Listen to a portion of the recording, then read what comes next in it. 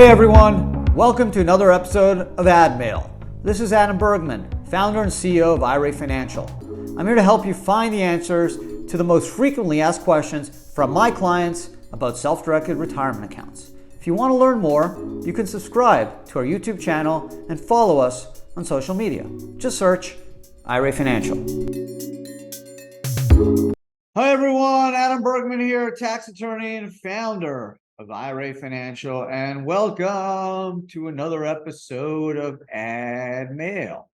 On today's podcast, three superb questions, one involving owning a 529 plan in a self-directed structure, which quick answer is you can't do, unfortunately. Second is I have a solo K plan, and if someone dies and leaves the plan to their husband, can they keep the solo 401k plan? And we'll say potentially, but it all depends if that spouse is involved in the business.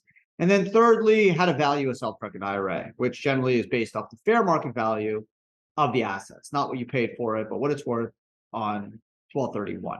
So those are quick snapshots of what I'm going to discuss on today's podcast. So if you got what you need, you could sign off. If you want to learn a little bit more, give me the next 7-8 minutes. I will give you everything you're going to need to know about these three questions. So the first question on today's podcast is from Terry T of Santa Ana, California.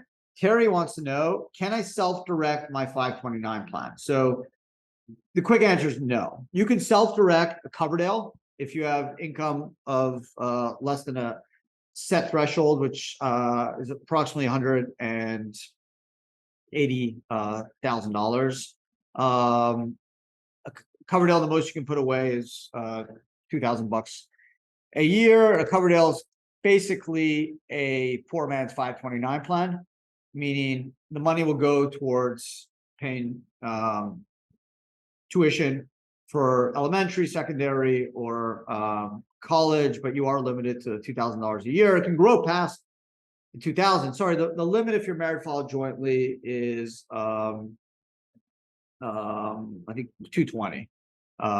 So just something to keep in mind. If you make $400,000, you would not be able to do a Coverdale, which is a self-directed account, meaning you can do traditional investments, but you can also do alts like real estate or cryptos.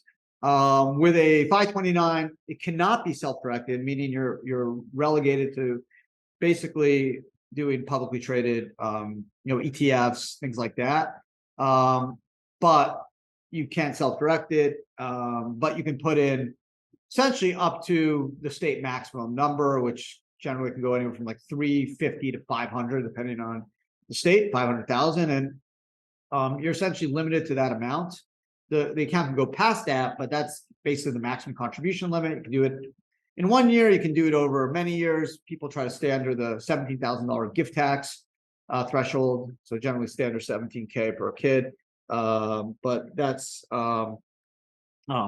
just something to keep in mind. But again, why I say it's the poor man's 529 is because the limit is just $2,000 a year. But you can't self-direct it, which makes it attractive to some people. So thank you, Terry, for that question. Second question is from Lily R of Laredo, Texas. Lily wants to know, I have a solo 401k plan with you. Smart. If I die, hope not, and I leave the plan to my husband, can he keep the solo 401k plan? So this is the question. If you pass the beneficiary form, which you'll complete, hopefully you've completed with your plan docs with us, we'll designate who the primary and secondary beneficiaries are. So if the primary is your husband, the only way your husband will be able to keep the solo K is if your husband actually is an owner of the business. Why? Because to have a solo 401k, it needs to be adopted by a business. So if your husband has no connection to your business, it won't be able to keep the solo K for that business. Now, maybe he has a separate business, then potentially if he has his own solo K, you can roll the funds tax-free from your solo plan to your husband's new solo. But let's say your husband's retired or he works full-time in another company, he can generally would set up an IRA and then he would roll the funds in the 401k or assets in kind tax-free to an IRA in his name. And based off his age, he would either be subject to requirement of distributions or not. But essentially your 401k would go away and those funds, cash or assets, would then travel tax-free to an IRA in his name. And essentially he would take over like it's his IRA.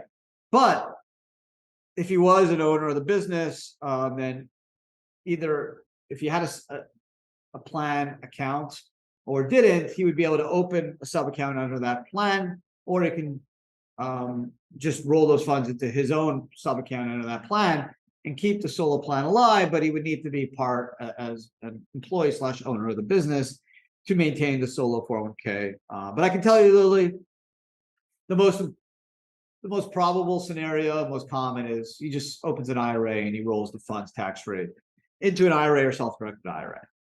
So that's kind of generally how it works in my experience. Third and final question of today's podcast, told you it's going to be quick and painless, from YouTube. I need to provide a value for my self-directed IRA. The problem is that I invested in a private business and have not been given an updated value. What do I do? So it's a common scenario. What I'd suggest in that case is generally ask the company you're invested in whether they have some updated valuation. Maybe they've raised money. Maybe they have a valuation they're using going forward, or they're trying to raise money. If they don't have one, what a lot of people will do is they will use the value they paid for that asset. Now, if there's been some significant material impact to the business, let's say you bought it at 100K for your investment, 12 years ago, and now the company has 5,000 employees, and you think your interest is worth 20 million or 10 million or 5 million, you can try to get someone to value it or at least estimate it. But if you think it's kind of close, nothing material's happened, you invested and it had 2 employees, now it has 4 employees, it did 300 in revenue, now it does like 500 in revenue. Things are going well, but nothing significant has changed.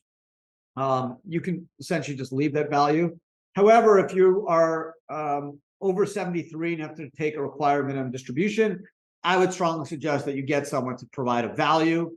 You don't have to hire Ernst & Young or like a top accounting firm, but maybe an independent person to give some type of value, or really plead with the company to provide a more direct and updated value, and let them know that it's for IRS purposes. Sometimes the company is just like, listen, we don't know what it's worth. We think it's worth something. And then you can say, okay, what do you think it's worth? Other folks kind of want to keep that value low, especially if they're in the required minimum distribution stage over the age of 73. So they'll kind of hope for a lower value. But if you're under 73 and you're not really worried about tax impact, then you can reach out and say, hey, what do you think this is worth? Or do you have some type of SIM deck that shows what you're valuing the business for fundraising purposes? If they say no, we don't know, then you probably can just use what you paid for it. Since it's a private business interest, it's not marked to market, it's not publicly traded. It's very hard to discern a readily marketable valuation of that business. So using what you pay for it is, I guess, reasonable under those circumstances. But obviously, if you have stocks in your IRA or ETFs or cryptos or gold where there is readily marketable value, it trades daily, that's easy. Real estate's a little easier because you can go online or use a tax record of the real estate. Obviously, hedge fund, private equity, venture capital, or private business interests, a little bit more difficult. So depending on if you're over or under the R&D age, that should dictate how intent you need to go in terms of looking for an independent value. But thank you for that question. Thank you, Lily. Thank you, Terry. 3 great questions. Hope everyone enjoyed today's AdMail. Wish everyone a happy holiday season. Try to keep it quick. I know everyone's got holiday shopping and parties to go to, and last thing you want to be listening to or dealing with was a 30-40-minute podcast on random self-directed retirement questions. But I think these questions are good, important to understand, and also valuable to investigate what the answers are to these really good questions. So that's what I did. Try to keep it short and sweet, and hope you guys enjoyed it. Have a great day, and thanks for hanging out today. Take care.